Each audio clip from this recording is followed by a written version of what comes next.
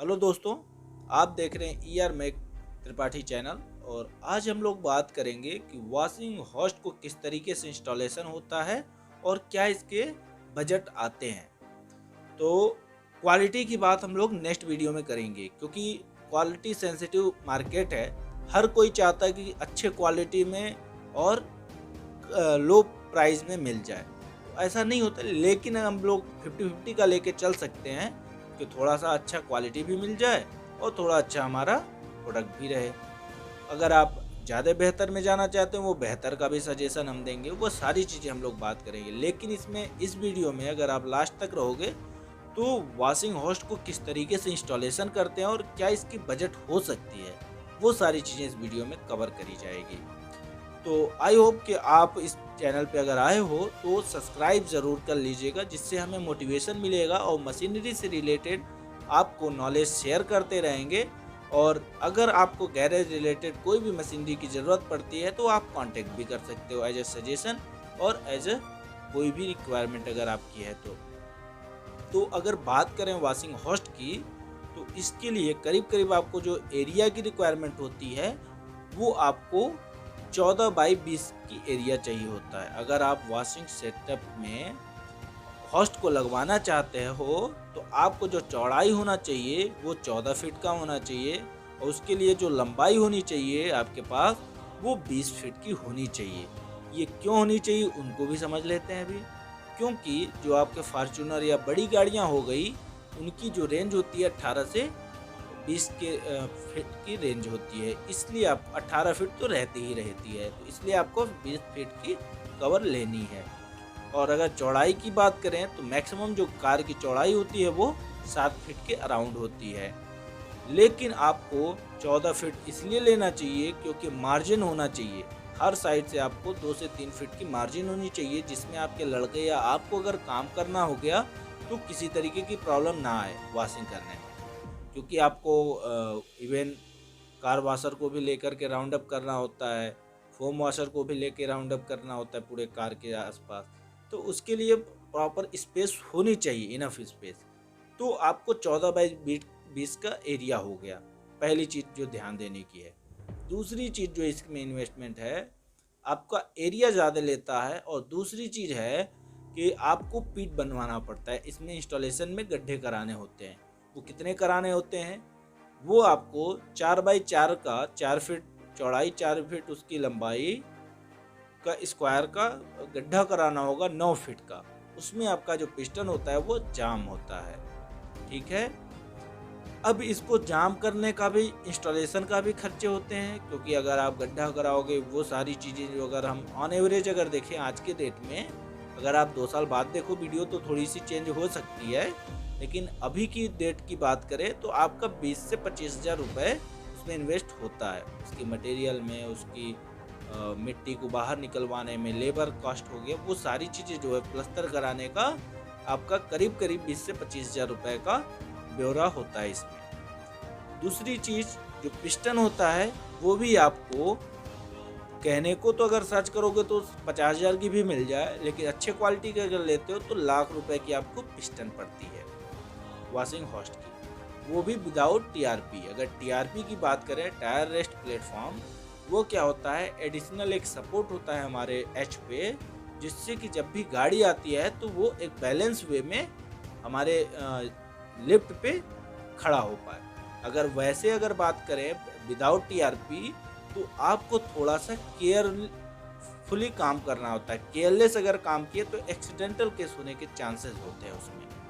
अब वो कैसे होते हैं, जैसे मान लीजिए कि आप गाड़ी चढ़ा रहे हैं और एच पे किसी भी कोने पे प्रॉपर वो नहीं आया है, चेचिस जो गाड़ी का है वो नहीं बैठा है, और आप उसी समय सडनली अगर लिफ्ट को लिफ्टिंग करा देंगे, ऊपर उठ जाएगी लिफ्ट, तो इवन गिरने के भी चांस होते हैं, एक्सीडेंट होने के भी चांस हो जाते हैं।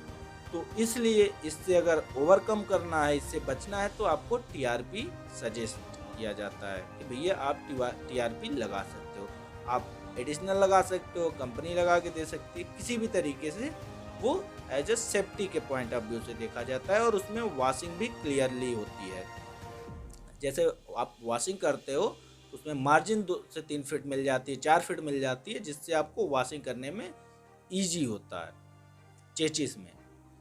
और एडिशनल की बात करें तो आपको इसमें एक एयर कंप्रेसर मैंडेटरी है कि 3 एचपी का आपको एयर कंप्रेसर लेना ही लेना होता है, और 3 एचपी एयर कंप्रेसर वो भी 220 लीटर में। कुछ लोग आपको 2 एचपी कंप्रेसर दे देते हैं, वो अगर आपकी पॉलिसी में कि नहीं मुझे थोड़ा सा यार पैसे कम को देख करके लेना है तो ऐसा कर सकते हैं, लेकिन रिकमेंडेड होता है कि 3 एचपी लीजिए। 3 एचपी क्या होता है, लोड कैपेसिटी उसकी जो होती है वो हायर होती है रेयर देन आपका 2 एचपी एयर कंप्रेसर। तो आपको 3 एचपी एयर कंप्रेसर पे जाना चाहिए जब आप सिंगल होस्ट का प्लान कर रहे हैं। तो अगर इनकी प्राइस की अगर बात करें तो ऑन एवरेज आपकी 1,80,000 से लेके 2 लाख रुपए तक का इंस्टॉलेशन लग सकता है। हमने यहाँ पे आपको फाउंडेशन से लेकर के सारी मशीनरी के इंस्टॉलेशन तक का मैंने बताया ब्यौरा। वो कैसे लगेगा उसको भी आके समझ लेते हैं। उसमें आपको एक टंकी दी जाती है और पाइपलाइन दी जाती है और आपको हॉस्ट दी जाती है। अगर उसकी ऑयल की बात करें तो 160 से 180 लीटर की ऑयल लगती है उसमें। उस ऑयल की मार्केट वैल्यू की बात करें तो आप अगर लोकल में कहीं पे भी जाकर के पता करोगे तो हाइड्रोलिक जो ऑयल होती है वो आपको करीब करीब 18 से 20,000 रुपये का पड़ता है। इवन आपका 25,000 भी पड़ सकता है अगर आप प्रीमियम क्वालिटी का यूज करोगे तो। As depend on your package, किस तरीके की आपके पास मनी है उस हिसाब की क्वालिटी को आप प्रेफर कर सकते हो। लेकिन मोस्टली अगर कॉमन वे में बात करें एवरेज तो आपका 18 से 20,000 रुपये का खर्चा होता है उसमें। कंप्रेसर के 3 एचपी की अगर बात करें तो वो आपको 55 से 56,000 रुपये का पड़ता है। इवन किसी भी कंपनी की लोगे आप मार्केट में पता भी कर लोगे तो ऑन एवरेज आपका यही है। अगर लोकल में जाओगे, आपको अगर लोकल से कहीं से बनवा के करना है तो वो आपको 45-46,000 का पड़ जाए, लेकिन उसमें प्रॉब्लम आने के चांसेस होते हैं। और ये डिफरेंस क्या होते हैं उसको भी हम लोग समझेंगे कि कंप्रेसर किस किस तरीके का मार्केट में चल रहा है। उस पर भी हम एक वीडियो सेपरेट बनाएंगे जहाँ पे केवल कंप्रेसर की बात करेंगे। यहाँ पे हम लोग एडिशनल जानना चाह रहे हैं कि क्या क्या चीज़ें यूज होगी हमारा एक सिंगल होस्ट लगाने में। और चीज़ें तो जो हमारी पिछली वीडियो में था वही रिकमेंड रहेगा, लेकिन इस वीडियो में मेरा बनाने का यही इंटेंशन था जिससे कि आपको ओवरऑल मैपिंग हो जाए कि कितना इन्वेस्टमेंट लग सकता है अगर हम सिंगल होस्ट पे जाते हैं तो। और दूसरी चीज़ होती है कि इसकी मेंटेनेंस कॉस्ट जो होती है वो बिगर होती है, क्योंकि इसमें आपका होस्ट आ गया, एयर कंप्रेसर आ गया। तो यहाँ पे आने से क्या है कि आपका मेंटेनेंस कॉस्ट अगर ईयरली बेसिस पे देखें तो ये ज़्यादा है। अगर इसकी क्वालिटी की बात करें तो क्वालिटी अगर अच्छी है तब तो ये लॉन्ग टाइम के लिए है। अगर आप चीप क्वालिटी की वॉशिंग होस्ट ले लेते हो तो आप हमेशा परेशान रहते हो, आप फ्रस्ट्रेट रहते हो। बहुत सारे हमारे ऐसे कस्टमर हैं जो बहुत फ्रस्ट्रेट हैं मशीन लगवाने के बाद।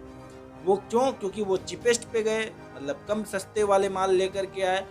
उससे क्या हुआ, उनका सारा तो बजट लगा। जैसे अगर बात करें तो आपका फाउंडेशन का खर्चा लगा, लाने का खर्चा लगा, इवन आपका खरीदने का जीएसटी का सारा पैसा लगा। वही 20-30 हज़ार रुपये बचाने के चक्कर में उन्होंने थोड़ा सा चीपेस्ट माल लेकर के आ गए और 6 महीने 8 महीने जाते जाते उसमें पिस्टन में लीकेज आने लगे, ऑयल सील कटने लगी, आपके परफॉर्मेंस बेटर नहीं है, झटके दे रहे हैं। जैक झटके भी देते हैं, अगर आप नॉर्मली देखोगे तो नहीं देता है, लेकिन अगर प्रॉब्लम आती है तो वो झटके भी देता है। ऑयल लीक कर रहा है, ये इशू आती रहती है। ये ओवरकम कैसे हो सकता है? अगर आप अच्छे क्वालिटी की अच्छे माल को लेते हो तो ये ओवरकम कर सकता है। अगर अच्छे इंजीनियर के द्वारा ये इंस्टॉलेशन होती है फिर भी उससे भी बेहतरी रिजल्ट आते हैं।